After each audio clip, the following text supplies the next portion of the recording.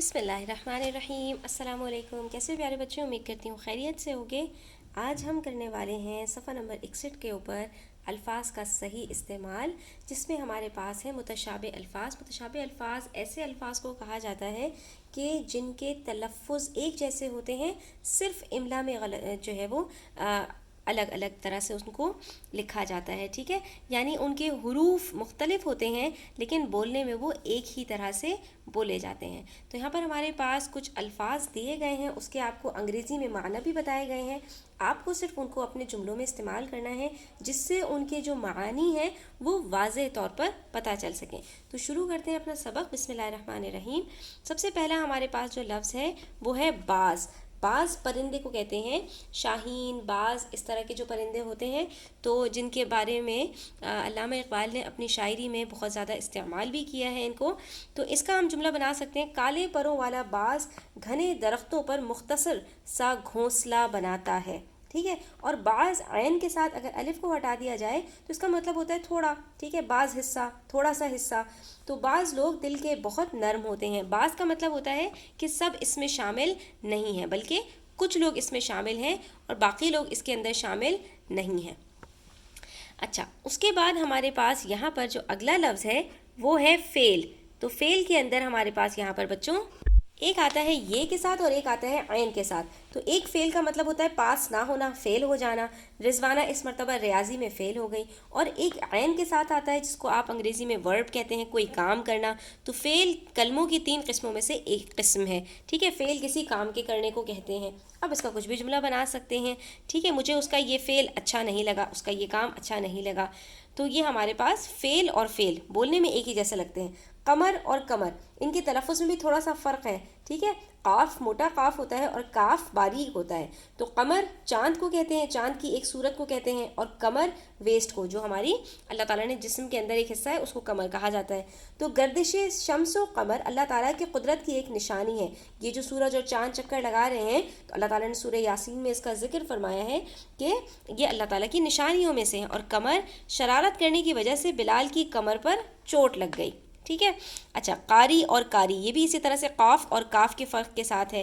تو قاف کے فرق کے ساتھ جو آپ کے پاس قاری ہے، یہ ریڈر کو کہتے ہیں، قرأت کرنے والے کو کہتے ہیں، ٹھیک ہے۔ اسی لیے جو سپارہ پڑھاتے ہیں ان کو قاری کہا جاتا ہے کہ وہ قرآن مجید کی قرأت کرنا جانتے ہیں۔ اور قاری کہتے ہیں فیٹل، فیٹل کا مطلب ہوتا ہے جس میں مار دیا جائے، ٹھیک ہے۔ تو قاری کو خوش الحانی سے قرأت کرنی چاہیے، اس کو چاہیے کہ وہ اچھی طرح سے قرآن مجید کی تلاوت کرے۔ اور پاک فوج نے بمباری سے دہشت گردوں پر کاری ضرب لگائی، یعنی ان کو مار بھگایا۔ مشق اور مشق، ایک ہوتا ہے مشک، یہاں پر وہ مشک مراد نہیں ہے، مشک وہ ہوتی ہے خوشبو جو کہ ہرن سے نکالی جاتی ہے۔ یہاں پر مشق کا مطلب ہے ایکسرسائز۔ تو مشق آپ کرتے ہو، آپ نے اکثر دیکھا ہوگا اردو کی کتاب میں کہ جب آپ کوئی جو ہے وہ سبق پڑھتے ہو اس کے بعد اگلے صفحے پر مشق کا لفظ لکھا ہوتا ہے اور وہاں پر آپ کو کچھ سوالات دیے جاتے ہیں حل کرنے کے لیے۔ تو مشق کا مطلب ہوتا ہے ایکسرسائز۔ تو یہ مشق آپ کی جو آپ روٹین میں ایکسرسائز کرتے ہو وہ بھی ہو سکتی ہے، اور جو ایکسرسائز آپ اپنے جو اس میں کرتے ہو اسکول کے کام میں، یہ بھی آپ کی مشق کہلاتی ہے۔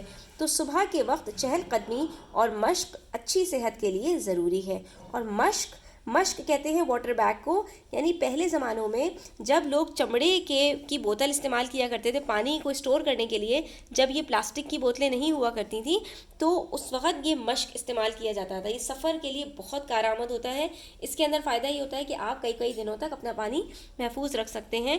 تو اب مشکیزہ جو ہے وہ چھوٹی مشق کو کہتے ہیں، مشق بڑا ہوتا ہے اور مشکیزہ چھوٹا ہوتا ہے۔ تو مشکیزہ چھوٹی مشق کو کہتے ہیں جو چمڑے کی بوتل سے بنائی جاتی ہے، چمڑے کی بوتل ہی ہوتی ہے، ٹھیک ہے۔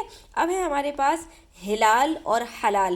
اب اس کے تلفظ میں بھی تھوڑا زیر زبر کا فرق ہے، اور ایک دو چشمی ہے کے ساتھ ہے اور ایک حلوے والے ہے کے ساتھ ہے۔ تو یہ ہلال تو آپ سب جانتے ہیں، چاند کی ایک صورت ہے۔ قمری ماہ کے ابتدائی دنوں میں چاند کو ہلال کہتے ہیں۔ ابھی ہم نے قمر اور قمر، وہاں پر قمر پڑھا تھا تو وہ چاند کو کہتے ہیں، اور یہ چاند کی ایک صورت ہے جس میں چاند بالکل باریک سا دکھائی دیتا ہے، آپ کو بالکل ایک ایسا لگتا ہے کہ ایک باریک سا بال ہو تو اس کو کہتے ہیں ہلال، جو ہم جب ہم روزے رکھتے ہیں اس کے لیے بھی دیکھتے ہیں، اور جب ہم عید کے لیے بھی چاند دیکھتے ہیں تو وہ ہلال ہوتا ہے۔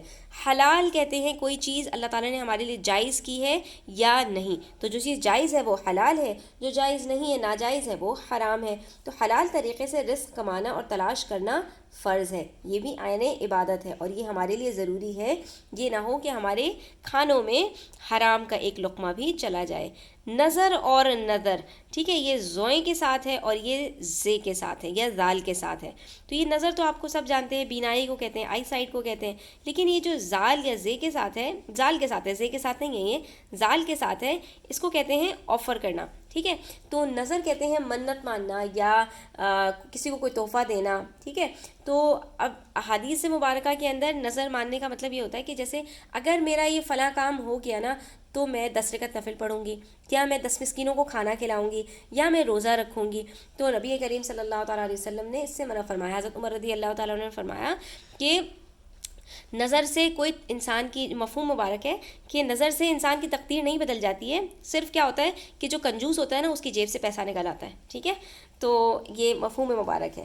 اچھا جی، یہاں پر اب اس کا جملہ بن سکتا ہے میری دادی کی دور کی نظر کمزور ہو گئی ہے، یعنی ان کو دور سے نظر نہیں آ رہا، اور احادیث کے مطابق نظر ماننے سے مقدر تبدیل نہیں ہوتا، قسمت نہیں بدل جاتی، ٹھیک ہے۔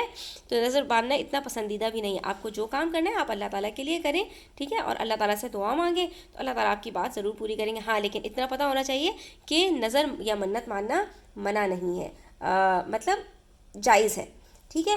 اچھا، علم اور علم، یہ زبر کے ساتھ ہے، یہ علم نہیں ہے، علم ہے۔ علم فلیگ کو کہتے ہیں، جھنڈے کو کہتے ہیں، کس کو، کس جھنڈے کو کہتے ہیں؟ کسی جماعت یا فوج کے جھنڈے کو علم کہتے ہیں۔ اور اسی طرح سے آپ ایک اس کا جملہ بنا سکتے ہو، علم، غم اور علم کسی چیز کے کھونے پر ایک فطری عمل ہے، یعنی کہ جب انسان کی کوئی چیز کھو جاتی ہے، گم ہو جاتی ہے، تو انسان کو اس کے اوپر دکھ ہوتا ہے، غم ہوتا ہے، علم ہوتا ہے۔ علم غم کی شدت کو کہتے ہیں، ٹھیک ہے، تھوڑا سا اس میں فرق ہے جو آپ کو پتہ ہونا چاہیے۔ تو بچوں آج کے لیے اتنا ہی، انشاءاللہ اگلی جو ہے وہ ویڈیو میں ہم مزید اس کی مشقیں حل کریں گے۔ تب تک اپنا خیال رکھیے، چینل پر نئے ہیں تو سبسکرائب کرتے جائیے، ویڈیو اچھی لگی ہو تو لائک کیجیے گا، اپنے دوستوں کے ساتھ ضرور شیئر کیجیے گا۔ اللہ حافظ۔